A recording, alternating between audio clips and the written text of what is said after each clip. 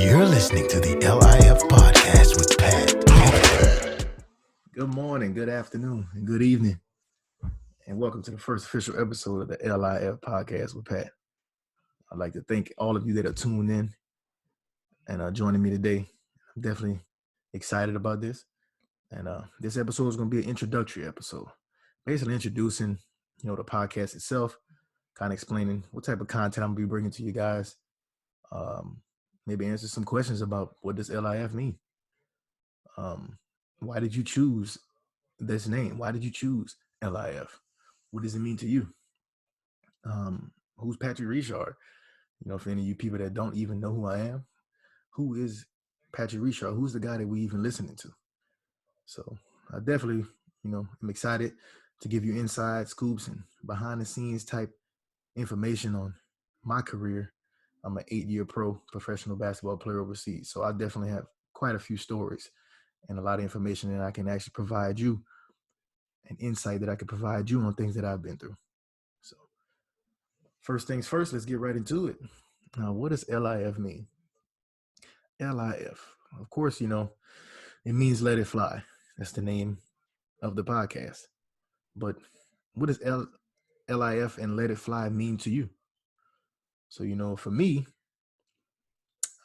my dad put the basketball in my hand as a little kid. And all those years playing for him, he always used to tell me, let that thing fly, boy. Let that thing fly, boy. And I'm like, man, what does this even mean? I'm thinking, I'm a shooter. So I'm thinking, okay, that means get some lift on it. It gives a better chance to go in. So that's what it means. But now that I've grown older, now, I have a family, a wife, 2 kids. I see what it kind of means to me. And it's definitely more than a basketball term. So, if you're going through things, if you had arguments, disagreements with someone, if you had a bad game, if you had a bad day at work, or just in a rut, I always live by that, and I am now. Just let it fly. Let it go. Life is so precious, man. And like speaking of right now, this COVID-19, man, things you never know when it's your time. No one will ever know. So why not let's just live and throw the punches while we're living? And all these things we go through, if it's negative, let it fly. Just let it kind of roll off, Just let it roll off. And just keep on moving and keep on moving and keep on pushing. And that's how I go about my day whenever I'm playing my sport and my profession and what I do for a living. And it definitely helps me. So that's what I live by when it comes to that. What this podcast, is going to consist of, hey, I'm going to be bringing you guys a bunch of content, man, just a bunch of one-on-one interviews with a bunch of different people. A lot of people that I know, a lot of basketball players that have played overseas or in the NBA before that I have relationships with, they have a bunch of different perspectives on things. Not just when it comes to their profession either, but life in general. So I'll be bringing that to y'all. Also, from the women's side, I know a bunch of women athletes. They'll definitely give you, inside look on that as well. Things that they go through. Coaches. Just a bunch of different people. And not even just with sports, but in life as well. They give you a bunch of different inside, looks on what they go through and what they think about certain topics that we'll be talking about on those episodes. So that's what will be coming to you guys. Next question you may be thinking right now is like, who is this guy talking? Who is Patrick Richard? So now I'm going to take you down, a little trip down, I guess you could say memory lane maybe, or just take a trip through what I've been through throughout my life that has brought me to what I do now as a professional athlete. So basically, it started for me. I'm from Carrico, Louisiana, small town in Louisiana. At that age of 4 years old, my dad put that basketball in my hand. And I love the game, but that wasn't my first passion. My first passion and love for any sport was baseball. You guys that do know me may have not even known that, but I loved baseball. I still do love it. I played it until I was like 15, 16 years old. And it was always something I loved. But when it came to basketball, it was a passion. Always been passionate about it. And when you're passionate about something and you really all in on it, you go forward. So that's pretty much what I did, starting at age 4. So from that on, my dad, he always coached me all the way, playing bitty basketball all the way up until I was like 11 and 12 years old, coming through. And then I ended up going to junior high, playing, come to high school, where I went to Carencro High School in Louisiana. Never forget those times. Shout out to Coach K, Coach Kovac. That's my guy, man. But yeah, I had a great career there.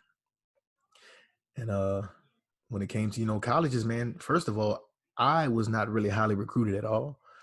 I only played like a year and a half of AAU. I never knew what that even meant. I never knew what it was. It's like I was like laying under a rock, man. All I knew is let's go outside in the front yard and let's hoop. Really didn't know the other side of things. So I did get recruited though. In those 1.5 years I did play. Shout out to my AAU team. I played with First Team, Louisiana. It's a team out of Opelousas, Louisiana. But got recruited not so heavy.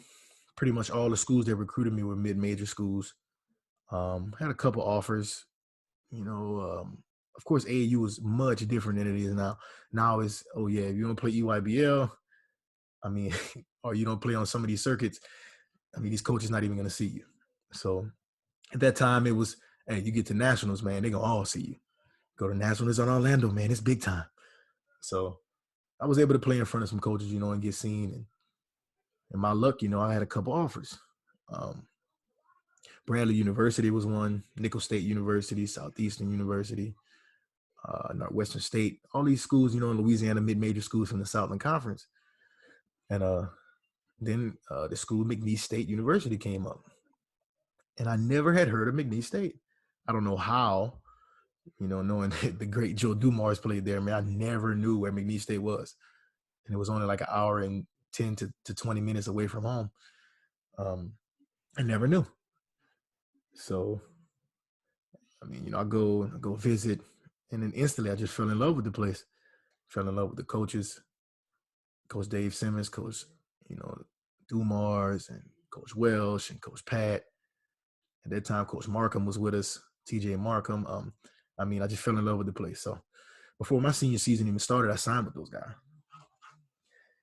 Best decision I ever made. So I go there, freshman year, man. The freshman pains they always say about, oh, it's real. It's definitely real. I was playing behind this guy, still a good friend of mine, man, John Pichon. He just kicked my butt every single day, like literally. He was just physically just dominating me. And he don't know. I got something later on for him that, he really don't know yet. He helped me a lot. But okay, I go there freshman year, play a little bit. And then after that, that guy ended up leaving and everything just kind of opened up for me. All of a sudden, I started playing more and ended up going through the rest of my college career and having a great college career, man. Ended up being, player of the year at the conference, player of the state, and all these things, got all these great accolades and ended up finishing real well, had some team success. Junior year, we went NIT, won the conference. My senior year, we went CIT. We finished way above what everybody thought we would finish. So had some great success. After that, it's time, hey, you want to be a pro? Okay. Now it's time to really, really get it. Because now I was turning more into a job. Me, I was so wet behind the ears. I did not know anything about anything, really. I just was like, oh, yeah, I need an agent. Boom. Okay. All right, I get an agent. Boom. Okay. Hopefully I can get some workouts, just try my luck and see what happens, So, I signed with this agent. And at the time, not my current agent. I was not with my current agent at the time. But at that time, I was with a different agent. I won't name drop. But this guy, he got me in, I think it was 5 or 6 NBA workouts. It flew me to California. I traveled over there and I trained for the draft with some really great guys. Training every single day. Pooh Richardson was our trainer. And former NBA player, Philadelphia 76ers. But Pooh Richardson was our trainer every single day. And he was getting after me. I was getting better. Go to all these workouts. I worked out for the Warriors, worked out for the Pistons, the Lakers, Cleveland Cavaliers. I worked out for these teams. me not knowing, man, I really didn't know nothing. So I was just going out there swinging punches, man. I didn't know the whole business side of it. Like, you have to know why you're going to these workouts. What workouts are you going to? You know, who's going to be in your workout if you're trying to move up and get up into that draft board? Because I was a guy that was not on much draft boards and things like that. So I wasn't really just known like that around the nation because we never made the tournament. So I never got a chance to really just put my stamp out there. Look, make a name for yourself.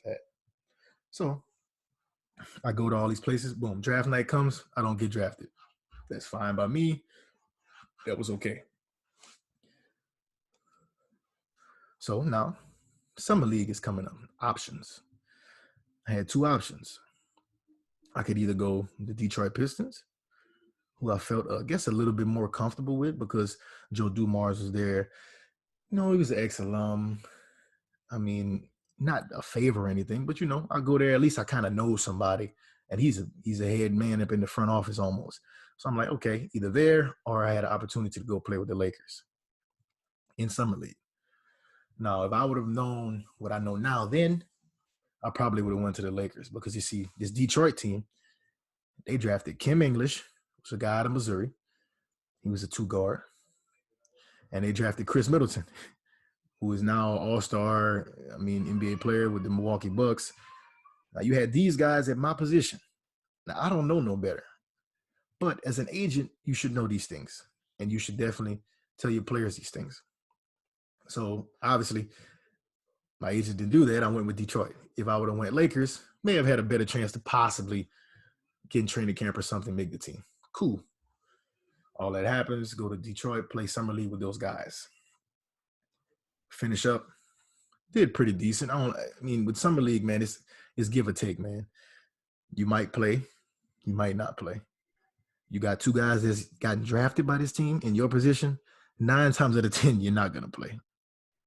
That's just what it is. They're embedded to them. They drafted them. So, of course, they're going to play most of the time. Me, I don't know. Agent didn't help me with that. So, all that goes on. After that, the New York Knicks actually called. It was like, hey, we want to bring you in to camp. It's a mini camp. We want to bring you in. We want to see more of you. Hey, let's see. We like you because you really shoot the ball. I'm like, okay. My agent, we go out there. Well, I go out there. It's like a 5-day thing. Go out there, actually do really well. Comes to the roster spots, they have every guard that they need. At that time, as J.R. Smith was just coming back to him, you still had Melo, you had J. Kidd, you had all these guys. Steve Novak was the shooter, them dudes were really good that year. I think they won like 60 games or something. That was the year where the Knicks had a really great regular season. And in the playoffs, they didn't really do that great, but they were really good. So, hey, that didn't work out for me. Fine. That's okay. I'm like, look, I want to go to overseas. Whatever happens, man, I want to go overseas. I'm a rookie. I have to play. So each week goes by, nothing.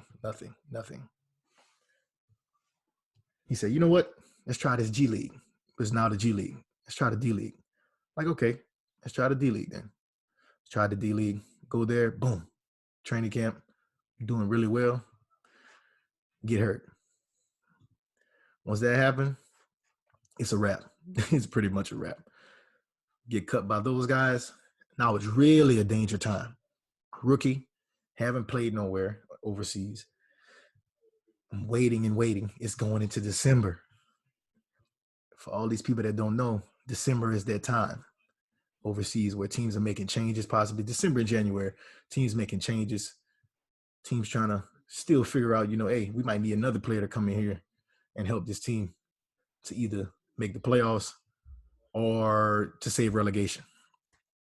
So at that time, my agent, I'm like, hey, man, what's up? I need to see what's going on. He can't find me a job. Cannot find me a job. That's when we come back to this guy, John Pishon, I was telling y'all about. That senior that was kicking my butt in college. Man, this dude just reached out to me out of nowhere one day. He was like, P, man, why you not playing nowhere? What's going on? So I kind of explained to my situation. He's like, look, man, I'm playing in Australia, man, in this league called the Siebel. He said, look, we need a guard, man. I'm going to tell him about you. You know what I'm saying? If you want to come out here, man, it probably won't be much bread, but hey, if you want to come out here, I'll tell them about you, man. They're gonna reach out to you. I said, man, this dude like basically like did not have to do this, but he like almost like saving my career before it's even able to start. Man, before you know it, man, I'm right there in Melbourne, Australia. So I go there, play in this SEABL League, which is like a winter league for them because they're opposite seasons than us. So it's like a winter league for them. So I go there, do really well. And shout out to Pishon, man. He don't know this, man, but you like saved my career, brother, before it even started, man. So shout out to you, JP. But that happens, and after that, it's time to try to get to Europe next year. So at that time, I had then already had to fire this last agent, ended up signing with another agent, thanks to JP again, that introduced me to this guy who is my current agent now. And I mean, he got me in Europe. Started in the Netherlands. And then from then on, man, I just kept on going up, played in the Netherlands. From there, I went to Germany. From there, I went to France. Then after that, in France, I went to Israel. And from Israel, I played in Spain. From Spain, I went to New Zealand and played in the Australian NBL. And then after the season was over, I ended up skipping over to Italy and finished that season in Italy. And then most recently, man, I just finished my first season in Romania with UBT Cluj. So, I mean, that's a little bit about my journey and my career and where I'm at this point. I'm an 8-year pro. And I mean, I've been through the ups and downs and the downs and ups, man. To come from college, being the player of the year of your conference, getting all these workouts, everything seems so positive. And then I just fall flat on my face. And I had to really start everything over and go to basically almost like second division Australia. That's where I had to start my career. So, any advice to any of you guys or girls that's trying to grind and get it and grind, don't ever give up, man. I've been through injuries. I've been through loss when you're overseas. Some things like that, man, when you lose loved ones, you're just away from home. You're not able to be with your family. It's very tough. It's very, very tough. And I've been through it. And as these episodes go on, with each guest I have, I'll chime in and you'll know more about me. You'll know more about my journey as well, along with those other guests that I have. Because me and those guys, or even those girls, will have a lot in common. A lot of things that they've been through, I've probably been through, and I probably haven't. So I'll be learning along with you listeners, I'll be learning. So thank you so much for tuning in today. And I hope you guys continue to tune into the L.I.F podcast with Pat. And all I got to say is, hey, let it fly, baby. God bless.